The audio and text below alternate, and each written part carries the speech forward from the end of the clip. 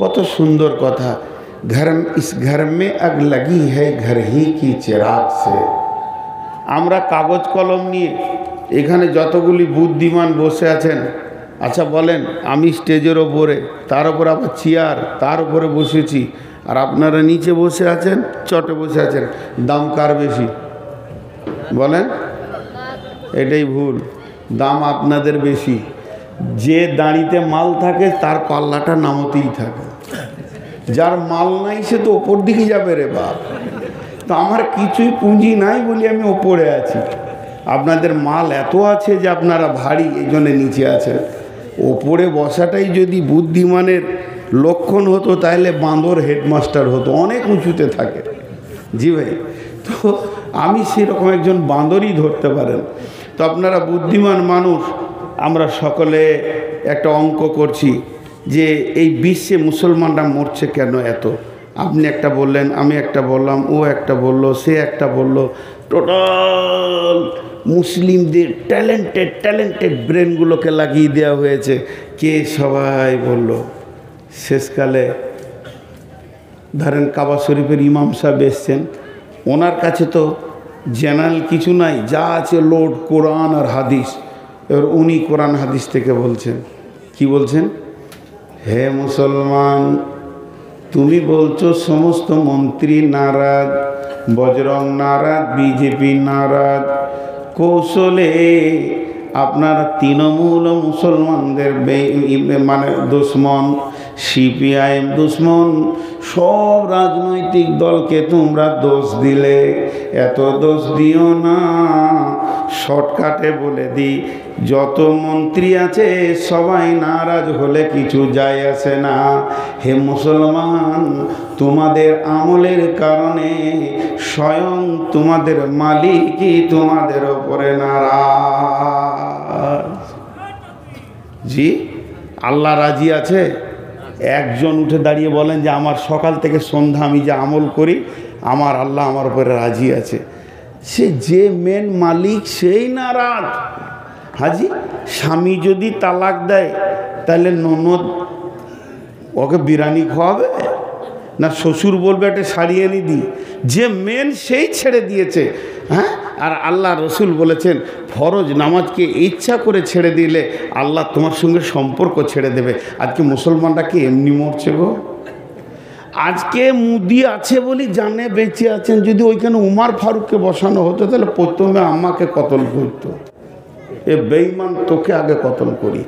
জি, আল্লাহ রসুল বলছেন, সহি হাদিসের মধ্যে আছে, নবীজি বলছেন আমার মন চাইছে, আমার মন চাইছে। কার মন এটা বলেন? জোরে বলেন, কার মন? রসুলের মন।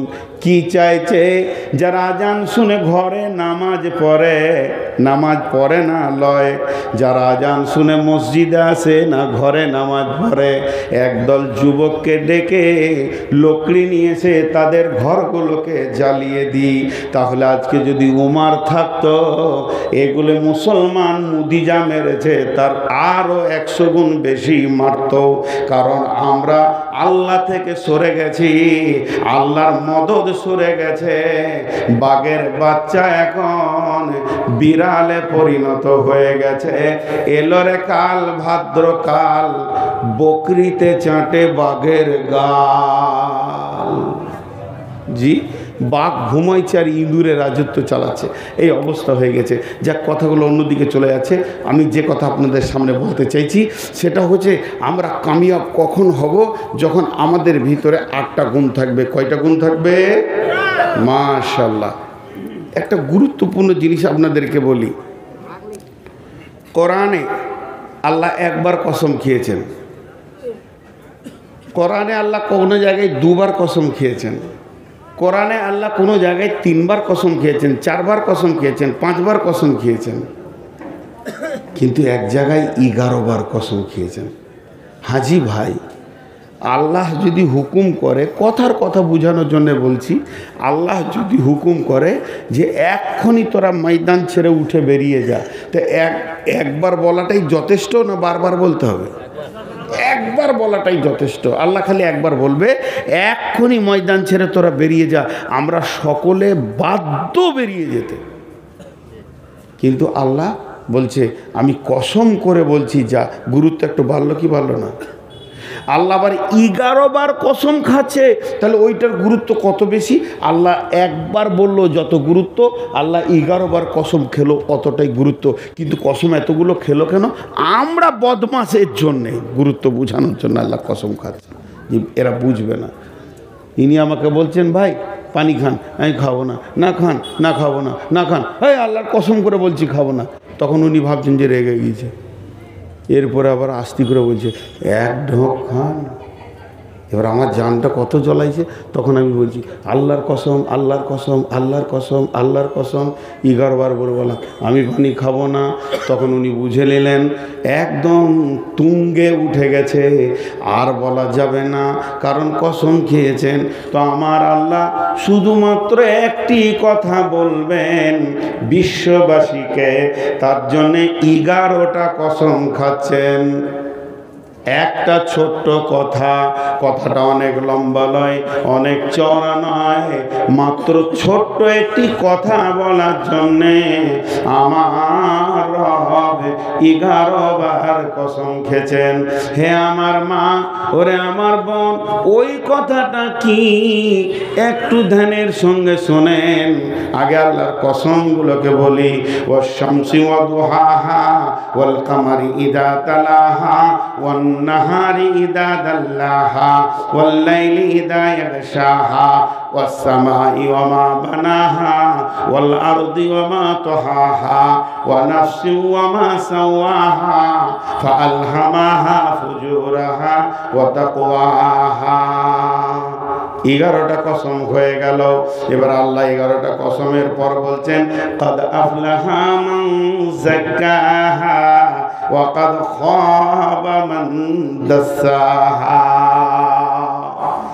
মাত্র 2টি শব্দ, ছোট ছোট 2টি শব্দ আল্লাহ বলবেন। 11খানা কসম খেলেন, তাহলে জানতে হবে এই কথা দুটি কত গুরুত্ব। আল্লাহ 11টা কসমের পর বলছেন ওই লোক বেঁচে যাবে যে পাক, আর ওই লোক ফেঁসে যাবে যে না পাক, যে পবিত্র আছে। কাদ আফলাহা মান যাক্কাহা ওয়া কাদ খাবা মান দাসাহা। ওই লোক বেঁচে যাবে যে পবিত্রতা গ্রহণ করেছে, ওই লোক ফেঁসে যাবে যে অপবিত্র অবস্থায় জীবন কাটাচ্ছে। বন্ধুরে, এত সহজ কথার ভিতরে আমার রবের 11টা কসম কেন আসলো? তাহলে বুঝতে হবে এখানে তথ্য আছে, এখানে গুরুত্ব আছে। তাই আমার আল্লাহ 11টা কসমের পর এটা বলছেন। তাহলে পাকের কথা যখন বলেছেন আর জালসা শোনা যাবে না, এক্ষুনি সবাই উঠে চলেন, নদীতে চলে যায়, সাবান দিয়ে ডুবে যায়। আবার মা বোনেরা আপনারাও বাড়িতে গোসলখানায় চলে যান, সাবান নিয়ে ঢুকে যান, মাথা থেকে পা পর্যন্ত পাক করে নিব, যে আমি পবিত্র হয়ে যাব। আর আমার রব বলেছে তুই পবিত্র হলে বেঁচে যাবি, জাহান্নাম যাবি না জান্নাতে যাবি। না পাক থাকলে ফেঁসে যাবি, জান্নাত যাবি না জাহান্নাম চলে যাবি। গোসল করে নিব। আল্লাহ তো এটা বলেননি। বন্ধুরে আমার, মা আমার, বোন আমার, আল্লাহ যেটা বলতে চেয়েছেন, আম্মা জানা আয়েশা রাসূলকে প্রশ্ন করলেন, ইয়া রাসূলুল্লাহ, সব থেকে বড় পাক কি, সব থেকে বড় পবিত্রতা কি, আমাকে শিখিয়ে দেন, আমি সদা পবিত্র হয়ে থাকব। আল্লাহর নবী বললেন, আয়েশা রে, সব থেকে বড় পবিত্র হলো তুমি যেন জবান দিয়ে হারাম খেয়ে নিও না। হারাম এমন একটা জিনিস, যে ব্যক্তিটা হারাম খেয়ে নেয় তার গোটা শরীরটা নাপাক হয়ে যায়। অতএব এই হারাম থেকে রক্ত হয়, ওই রক্ত থেকে মাংস হাড্ডি সমস্ত শরীরে হয়ে যায়। ওই লোকটি যদি সারা জীবন তেলাওয়াত আর তাহাজ্জুদেও কাটায়, যতক্ষণ পর্যন্ত সোনার খাদ আগুন আগুনে বের করা ছাড়া দ্বিতীয় কোনো রাস্তা নাই, তেমনি ওই লোকটাকে আল্লাহ জান্নাতে তখনই দেবেন সেই পরিমাণ খাতকে জাহান্নামে আগে বের করে নেবেন, তারপরে দেবেন। এর জন্য আমার আল্লাহ বলেছেন, যতগুলি আমি হারাম করেছি এবং নিষেধ করেছি, আমার নবী যতগুলি হারাম করেছে, নিষেধ করেছে, এর থেকে বেঁচে থাকার নাম হচ্ছে পাক, আর এগুলোকে গ্রহণ করার নামই হচ্ছে না পাক। অতএব কাদ আফলাহা মান যাক্কাহা, যে নিজেকে পবিত্র করবে সে বেঁচে যাবে। ওয়া কাদ খাবা মান দাসাহা, যে লোকটা না পাক থাকবে ওই লোকটা ফেঁসে যাবে।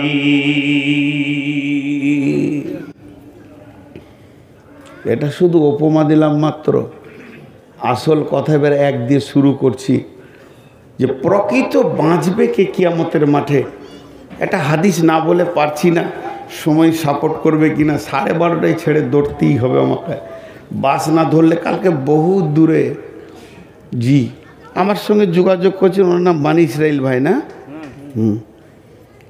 মাঝে একবার মনে হচ্ছিল যে বলি যে যাব না, আসছি কিষানগঞ্জ থেকে, আবার কালকেও কিষানগঞ্জে। কীরকম ডেটটা এখানে ফাঁকে পড়ে গিয়েছে, হুঁশি রাখতে পারি নাই।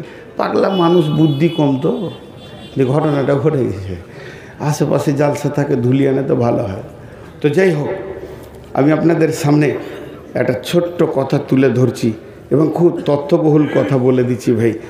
আল্লাহ রসুল বলেছেন, এটা সেই হাদিস, যে কিয়ামতের মাঠে যখন হিসাব চলবে তো আল্লাহ যদি কাউকে বলে দেয় কেন, বাস ওকে জেনে নিতে হবে আমি জাহান্নাম চললাম। মানে পৃথিবীর মানুষ, আমি হয়তো আজকে জালসায় আসলাম না, বিরাট বিভ্রাট হয়ে গেল, কমিটি অপমান হলো, যা হলো। 10 দিন 15 দিন 1 মাস পর কমিটি আমাকে প্রশ্ন করলো যে আপনি আসলেন না কেন। পাক্কা মিথ্যা কথা বলছি যে আমার শ্বশুর মারা গিয়েছিল, জলজ্যান্ত লোকটা বেঁচে আছে, কিছু করার নেই। আর বলা যায় কি না? পাক্কা। এটা তো আর আপনারা আলেমুল গায়েব নন যে জানেন। কিংবা বলে দিলাম যে হঠাৎ আমার ভাইয়েরা অ্যাক্সিডেন্ট করেছে, মেরে দিলাম একদম, কুটকুটি সব শেষ হয়ে গেল। কিন্তু আল্লাহ যেদিন বলবে তুমি এটা করলে কেন, ওইটা টপকাতে কেউ পারবে? বিশ্বনবী বলছেন, কিয়ামতের মাঠে যখনই আল্লাহ বলে দেবে কেন, উম্মত রে তুমি জেনে নাও জাহান্নাম অজীব হয়ে গেল। পৃথিবীর সমস্ত ব্রেনকে লাড্ডু বানিয়ে দেওয়া যাবে, কিন্তু আমার রবকে বানানোর চেষ্টা করিও না। অতএব হিসাবাই এসিরা কাকে বলা হয়? হিসাবাই এসিরা, আসান হিসাব বলা হয়। আল্লাহ কেন শব্দ ব্যবহার করবে না? সেই আল্লাহ বলছে, বল তোরা কি কামিয়াবি নিতে চাস? কঠিন কিয়ামতের দিনে যদি তোরা কামিয়াবি নিতে চাস, তাহলে তোদের ভিতরে 8টা গুণ থাকতে হবে। এবার আমি এক ধার থেকে তফসির শুরু করে দিচ্ছি, না জানি কত দূর যাবে। 4টাতেই যদি সময় শেষ হয়ে যায় তো কেটে পড়ো, আগামী বছরের জন্য আর 4টা রেখে দিব। বিসমিল্লাহির রহমানির রহিম। আলিফ লাম মিম। এটা হরফে মুকাত্তাআত। কোরআনে এরকম হরফ অনেক আছে না ভাই? আলিফ লাম মিম, আলিফ লাম র, সদ, কাফ, হা, ইয়া, আইন, সদ, কফ, ইয়া, সিন, এগুলোর নাম কি? হরফে মুকাত্তাআত। মুকাত্তাআত মানে বাংলায় বলি কাটা কাটা হরফ।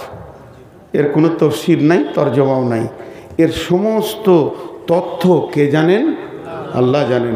এর জন্য আল্লাহ ক্লিয়ার করে দিয়েছেন, ওমা উতিতুম মিনাল ইলমি ইল্লা কালিল। আপনারা খবরদার বলবেন না গোটা কোরআনটা আল্লাহর জ্ঞান। এর থেকেও আল্লাহর জ্ঞান বেশি, আমাদের যতটা প্রয়োজন অতটা দিয়েছে আর কি।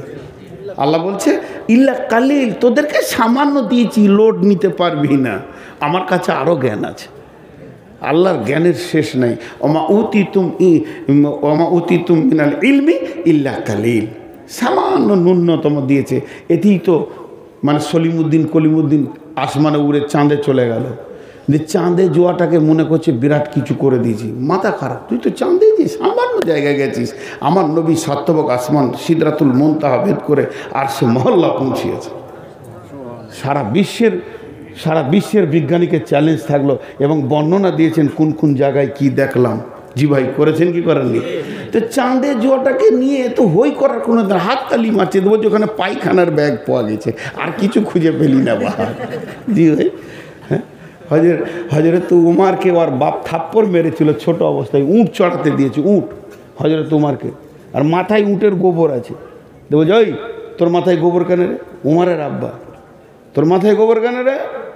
হজরত উমার নিজে বলছেন, আমি আব্বাকে বললাম, আব্বা উঁটগুলো যখন খোলা ময়দানে মরুভূমিতে চড়াচ্ছিলাম, প্রখর রোদ, কোথা ছায়াতে বসবো, তো উঁটের পাছাতে বসেছি। আর উঁট তখন ওই সুযোগেই আমার মাথাতে হিলেতেছে, তখন মারলে পরাত করে গালে এক চর। 20টা উঁট চড়াতে পারিস না, তোর মাথায় কি গোবর ছাড়া আর কিছুই নাই, কেমন করে দুনিয়া করে খাবি রে? মা বাপ যা বলে সন্তানকে তাই বললেন। কিন্তু হযরত ওমর বলছেন, আমার আল্লাহ আমার মতো অধমকে দিয়ে 18 লক্ষ বর্গ মাইলের শাসন চালাচ্ছে। যেদিন একটাও চীনা ব্যভিচার হয়নি, আজকে বিশ্বনবী 23 বছর রাজত্ব চালিয়ে গেছেন, 3খানা রেপ কেসের আসামি পাওয়া গেছে, 3 জনের সাজা হয়ে গেছে। আর ইংল্যান্ড যে পাশ্চাত্য দেশ বলে আমাদের কাছে জ্ঞান লে, কেমন করে রাষ্ট্রবিজ্ঞান পড়বি, এখানে আমেরিকা প্রতি মিনিটে 2.5 থেকে 3 হাজার মেয়ে ধর্ষণ হচ্ছে, কিছুই করতে পারছে না। অতএব বন্ধুরে, আল্লাহ তাবারক ওয়া তাআলা বলছেন, সামান্য ন্যূনতম জ্ঞান দিয়েছি, এতেই তুমি চাঁদে গিয়ে খালি আল্লাহ নাই বলে দাও। শুনে নাও, আমার নবী সিদরাতুল মুনতাহা গেছে, তো আলিফ লাম মিম, এটা হলো হরফে মুকাদ্দার। এর ভিতরে কি গভীর তথ্য আছে, এর মাত্র আল্লাহ ছাড়া কেউ জানে না। প্রত্যেকটি মুফাসসির লিখে দিয়েছেন ওর নিচে, ওয়াল্লাহু আ'লামু বিমুরাদি, এর ব্যাপারে আল্লাহ যথেষ্ট জানে। কোরআন কয় পারা? আর একবার জিজ্ঞেস করব, কোরআন কয় পারা? আর একবার জিজ্ঞেস করি, কোরআন কয় পারা? কিছুই জানেন না। কোরআন 40 পারা, কোরআন 60 পারা, কোরআন 90 পারা, কোরআন 120 পারা আছে না? শরীয়ত, তরিকত, হাকিকাত, মারিফাত, তান্ত্রিক, তামাসিক, যান্ত্রিক, রাজসিক, পীর বাবার কাছে আছে বাকিটা, বুঝছেন? পীর বাবার কাছে আছে, শুধু দিয়েছে আমাদেরকে এতটা, বাকি পীর সাহেবের কাছে গেলে পাওয়া যাবে। জোরে বলেন নাউজুবিল্লাহ।